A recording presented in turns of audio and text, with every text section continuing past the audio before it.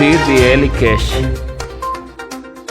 Bolsonaro sai vitorioso ao segundo turno. Entenda. Olá, eu sou Daniel Rocha do site tvterradaluz.com.br, o seu melhor site de notícia no Ceará.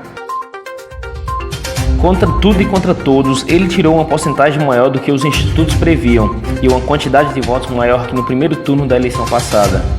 Após a apuração de votos, o TSE divulga números e porcentagens e, ao divulgar, é revelado um grande esquema que será investigado provavelmente em CPI.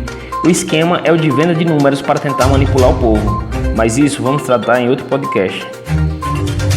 Ao apurar números, constatou-se 51.072.234 votos para o presidente Bolsonaro nessa eleição de 2022.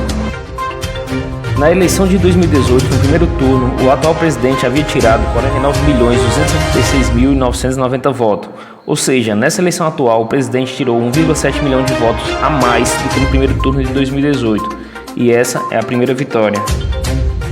A segunda vitória está atrelada às empresas de pesquisas que vendem números, chegaram a colocar 18% de votos a menos do que o presidente tirou nesse primeiro turno.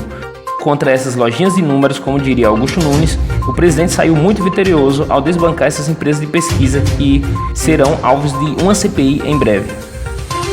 A terceira vitória do presidente foi contra a velha mídia, que colocava o presidente como inimigo do povo, apesar de tudo que o mesmo fez pelo país. Mas a estratégia da velha imprensa não colou e o presidente teve maior votação que no ano passado, como falado anteriormente.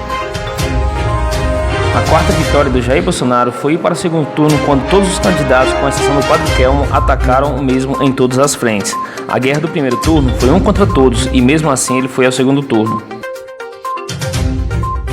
A quinta vitória do Bolsonaro foi contra o TSE, que sempre pendeu as eleições para o candidato opositor do presidente. Por exemplo, quando não permitiram usar a imagem de 7 de setembro, quando não permitiram usar as lives na residência oficial, quando não permitiram o uso das imagens da reunião na ONU, em que o presidente abriu com um ótimo discurso. Proibiram também a veiculação de algumas mensagens contra Lula, entre outras arbitrariedades lideradas pelo Moraes no STF contra o Bolsonaro. A sexta vitória foi no Congresso Nacional. Tanto na Câmara de Deputados e no Senado, ele elegeu uma grande bancada que lhe ajudará a governar. E inclusive uma bancada no Senado que pode votar o impeachment de um dos seus agressores no STF, o Alexandre de Moraes.